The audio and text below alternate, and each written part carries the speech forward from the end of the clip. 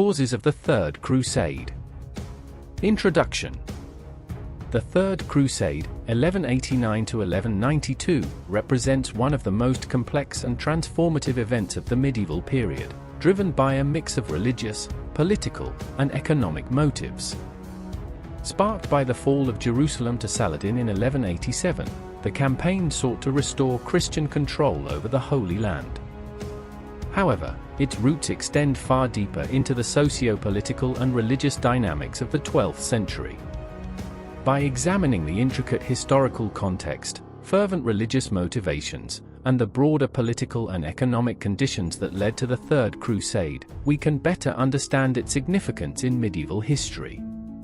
Let's explore the consequences of earlier crusades, the rise of Saladin as a unifying force in the Muslim world, and the pivotal role played by religious ideology. We will also analyze the ambitions of European monarchs and the economic incentives that shaped the Crusade's goals and logistics. Through this comprehensive exploration, the causes of the Third Crusade will emerge as a confluence of spiritual conviction, political strategy, and material aspirations. These elements combine to create a multifaceted response to a historic moment, demonstrating the interplay between faith and politics in shaping human events. Historical background. The roots of the Third Crusade trace back to the outcomes of the First and Second Crusades, both of which profoundly shaped the socio-political and religious dynamics of the medieval world. The First Crusade, 1096 to 1099, marked the beginning of a new era of Christian military campaigns aimed at reclaiming the Holy Land from Muslim control. Initiated by Pope Urban II, the campaign successfully captured Jerusalem and established several Crusader states, including the Kingdom of Jerusalem, the County of Edessa, and the Principality of Antioch. These states served as critical footholds for Christendom in the Levant, but were perpetually vulnerable, surrounded by hostile Muslim powers and dependent on support from Europe. Despite the initial success of the First Crusade, maintaining control over these territories proved challenging. The Crusader states were isolated from Europe by vast distances and hostile lands, making the flow of reinforcements and supplies difficult. Moreover, internal divisions among the Crusaders weakened their ability to respond effectively to external threats. These vulnerabilities became starkly evident during the Second Crusade, 1147 to 1150, which was launched in response to the fall of Edessa, the northernmost Crusader state. Unlike its predecessor, the Second Crusade ended in failure, with the European forces unable to achieve their objectives. This defeat emboldened Muslim leaders and revealed the strategic weaknesses of the Crusader states, setting the stage for further conflicts. The rise of Saladin was a pivotal development in the Muslim response to the Crusader presence. Born in 1137, Saladin, Salah ad-Din Yusuf ibn Ayyub, emerged as a unifying figure capable of bringing together the fragmented Muslim polities of the region. As the founder of the Ayyubid dynasty, Saladin demonstrated exceptional political acumen and military skill. His campaigns against the Crusaders were not only motivated by the desire to reclaim lost territories but also by a deep commitment to Islamic unity and the defense of the faith. Under his leadership, the Muslim forces achieved a level of cohesion that had previously been lacking, enabling them to challenge the Crusaders more effectively. The turning point came in 1187 at the Battle of Hattin, a confrontation that would have far-reaching consequences for both the Muslim and Christian worlds. Saladin's forces decisively defeated the Crusader armies, capturing key leaders and securing control over vital territories. The aftermath of the battle saw the fall of Jerusalem, a city of unparalleled religious significance to Christians, Muslims, and Jews alike. For Christendom, the loss of Jerusalem was a profound shock, sparking widespread calls for a new crusade to reclaim the Holy City. The events leading up to the Third Crusade highlighted the importance of strategic unity and effective leadership. The internal divisions within the Crusader states, coupled with the growing strength of Saladin's forces, created a situation in which the Christian hold on the Holy Land became increasingly tenuous. These dynamics underscore the need for a coordinated response from Europe, one that could address both the military challenges posed by Saladin and the broader ideological and political stakes of the conflict. The call for the Third Crusade thus represented not only a reaction to immediate military losses but also an effort to reassert Christian dominance in a region that held immense symbolic and strategic value. The broader historical context of the Third Crusade also reveals the interplay of religious and political forces in shaping medieval society. The Crusades were not merely military campaigns but also expressions of a deeply rooted cultural and spiritual identity. For European leaders, participation in the Crusades offered an opportunity to demonstrate their piety, enhance their prestige, and secure their legacies. At the same time, the campaigns reflected the growing centralization of authority within European monarchies, as kings sought to mobilize resources and assert their leadership in the face of shared challenges. The historical background of the Third Crusade thus provides a rich tapestry of interconnected events and motivations. From the successes and failures of earlier crusades to the rise of Saladin and the shifting dynamics of power in the medieval world, this period was marked by profound transformations that set the stage for one of the most significant campaigns in the history of Christendom.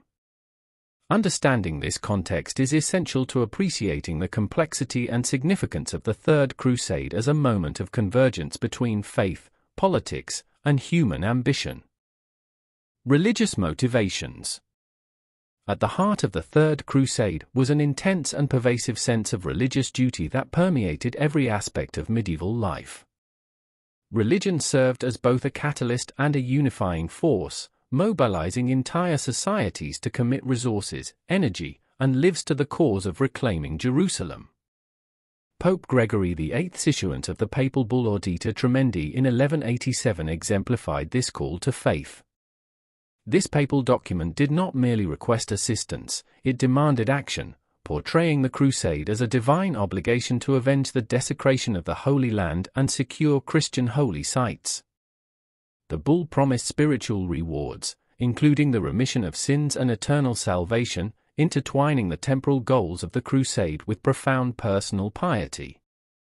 The theological underpinnings of the Crusades were deeply rooted in medieval Christianity's conception of holy war. Crusaders believed their actions were sanctioned by God, granting them not only a moral but also a divine imperative to reclaim lands associated with the life and ministry of Christ.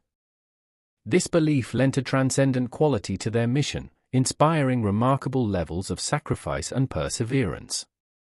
Participation in the crusade was seen as an act of penance and devotion, a means to cleanse the soul and secure eternal favor in the afterlife.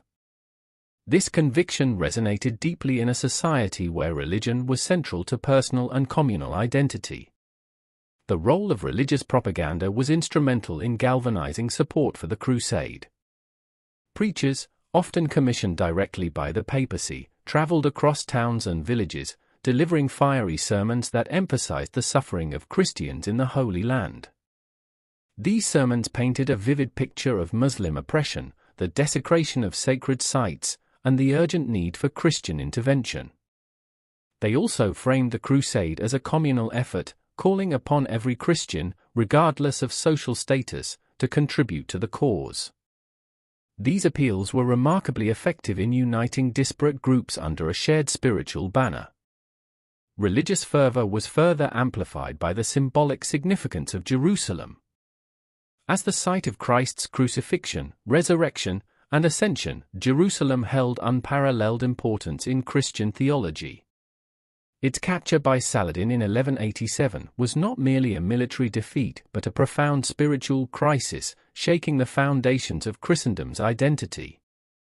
The city's loss ignited a sense of collective responsibility to restore it to Christian control, a task imbued with both spiritual urgency and political necessity.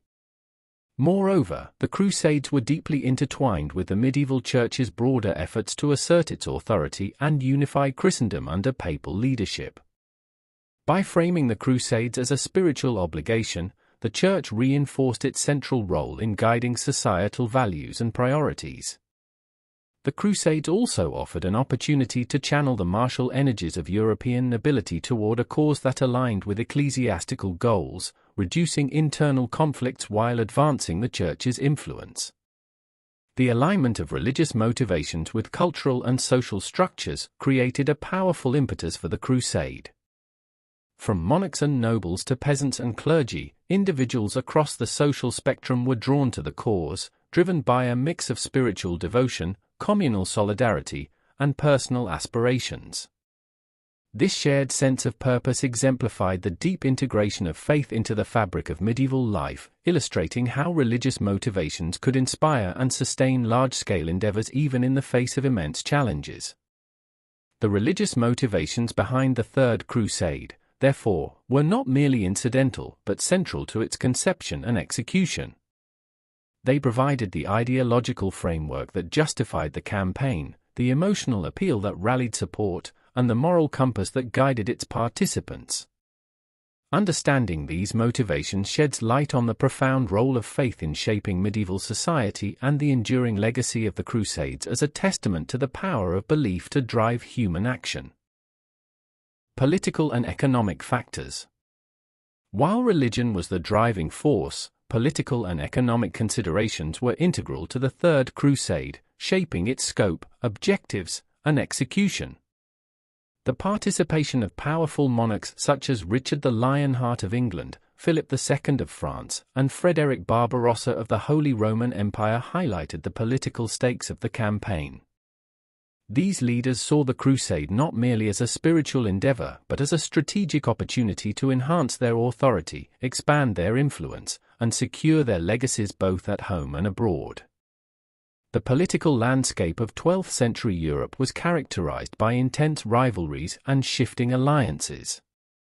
For instance, the long-standing tensions between England and France frequently undermined the cooperation necessary for the Crusade's success.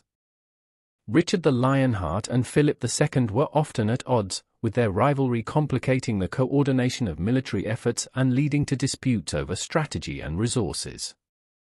Despite their shared goal of reclaiming Jerusalem, personal ambition and national interests often clashed, highlighting the challenge of maintaining unity among the Crusader forces. Frederick Barbarossa's involvement added another layer of complexity. As the Emperor of the Holy Roman Empire, he commanded one of the largest and most experienced armies of the Crusade.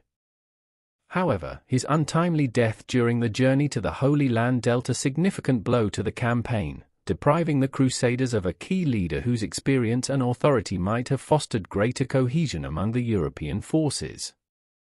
His death also underscored the logistical and environmental challenges faced by Crusaders, including treacherous terrain, disease, and supply shortages.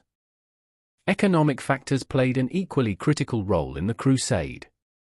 For many participants, the prospect of wealth, land, and trade opportunities was a powerful motivator.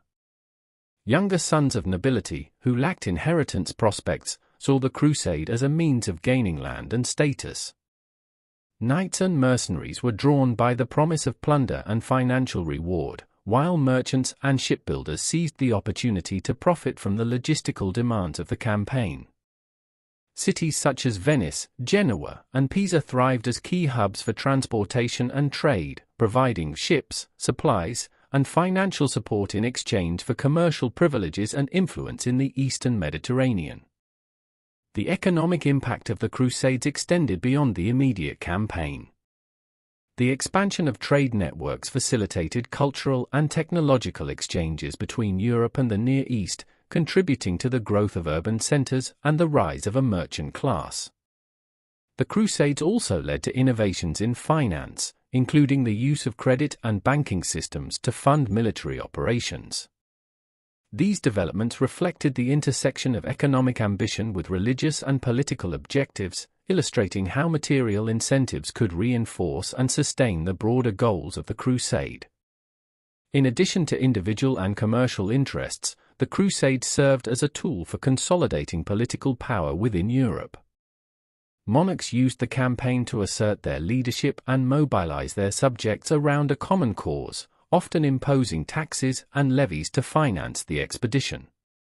The Saladin tithe, a tax imposed in England and France, exemplified how rulers capitalized on the religious fervor of the Crusade to generate revenue and strengthen their authority. This integration of political, economic, and religious motivations underscored the multifaceted nature of the Crusade, where spiritual ideals and worldly ambitions were deeply intertwined. The political and economic dimensions of the Third Crusade were thus inseparable from its religious motivations. Together, they shaped the character and outcomes of the campaign, reflecting the complexities of medieval society and the interplay of faith, power, and commerce in driving historical change. By examining these factors, we gain a deeper understanding of the Crusade as a phenomenon that transcended its immediate goals, leaving a lasting legacy on the political and economic landscape of Europe and the Near East. The role of key figures. The Third Crusade was profoundly shaped by the actions and ambitions of its key leaders, whose decisions and rivalry significantly influenced the campaign's trajectory. Among these figures, Richard the Lionheart of England stands out as one of the most celebrated Crusader kings. Renowned for his military prowess and chivalric ideals, Richard's leadership played a pivotal role in the successes and challenges of the Third Crusade. His commitment to the cause was unwavering, yet his personal ambition and rivalry with Philip II of France often undermined the cohesion of the Crusader forces. Richard's tactical brilliance was evident in battles such as the Siege of Acre and the Battle of Arsuf, where his strategic acumen secured critical victories for the Crusaders. However, his uncompromising nature and occasional disregard for diplomacy also created tensions within the alliance. Philip II of France, in contrast, approached the Crusade with a more pragmatic perspective. Although initially committed to the campaign, Philip's priorities often shifted toward securing his interests in France. His early departure from the Crusade underscored the fragility of the European alliance, leaving Richard to shoulder much of the responsibility for the military efforts. Despite these challenges, Philip's contributions in the early stages of the campaign, particularly during the Siege of Acre, were instrumental in setting the stage for subsequent successes. Frederick Barbarossa, the venerable emperor of the Holy Roman Empire, brought unparalleled experience and resources to the Crusade. Commanding one of the largest and most disciplined armies of the campaign, Frederick's leadership was marked by a deep sense of duty and strategic foresight.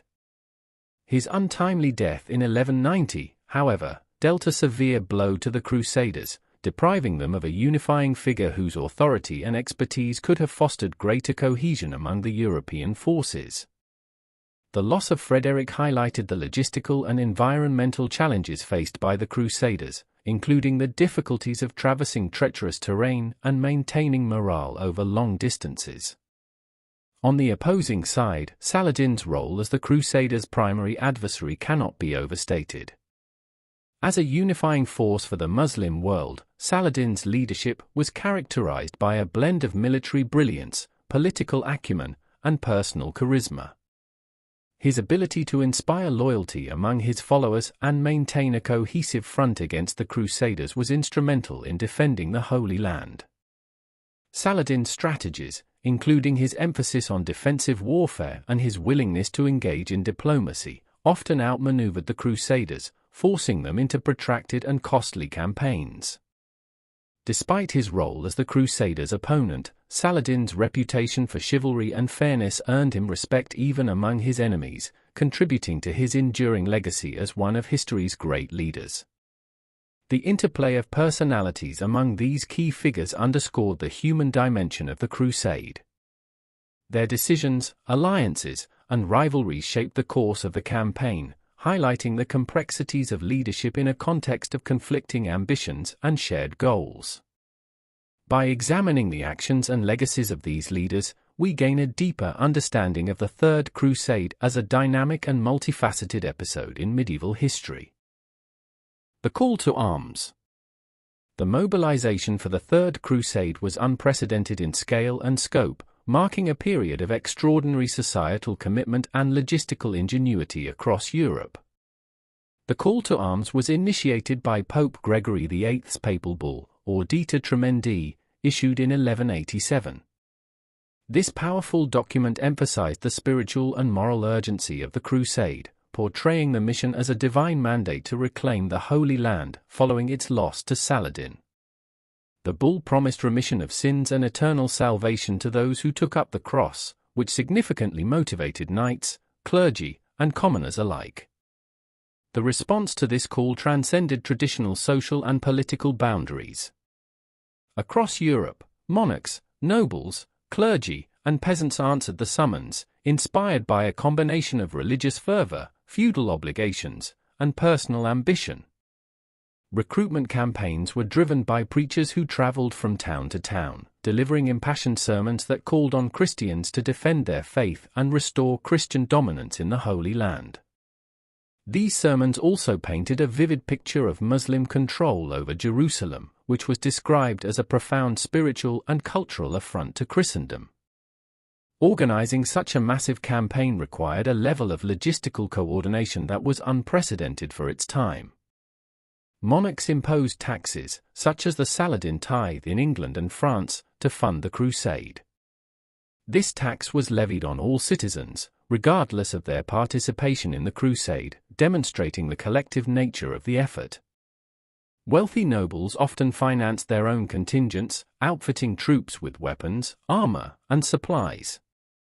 Cities such as Venice and Genoa played a crucial role in providing ships and maritime expertise, facilitating the transportation of thousands of crusaders across the Mediterranean.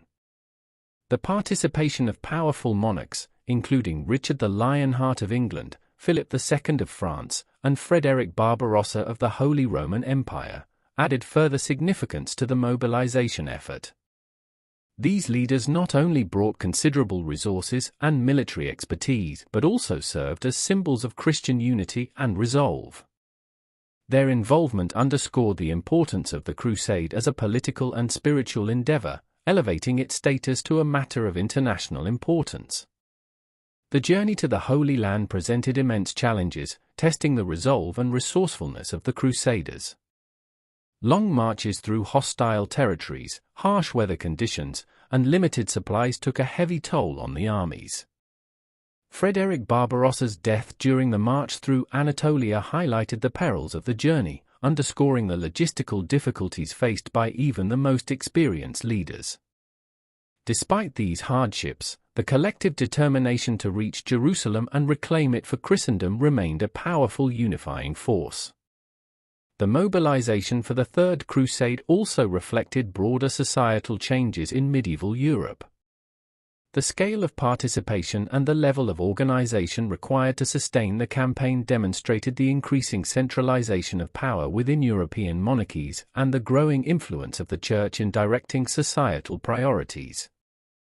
The Crusade served as a unifying endeavor that transcended regional and national divisions, fostering a sense of shared purpose and identity among the participants.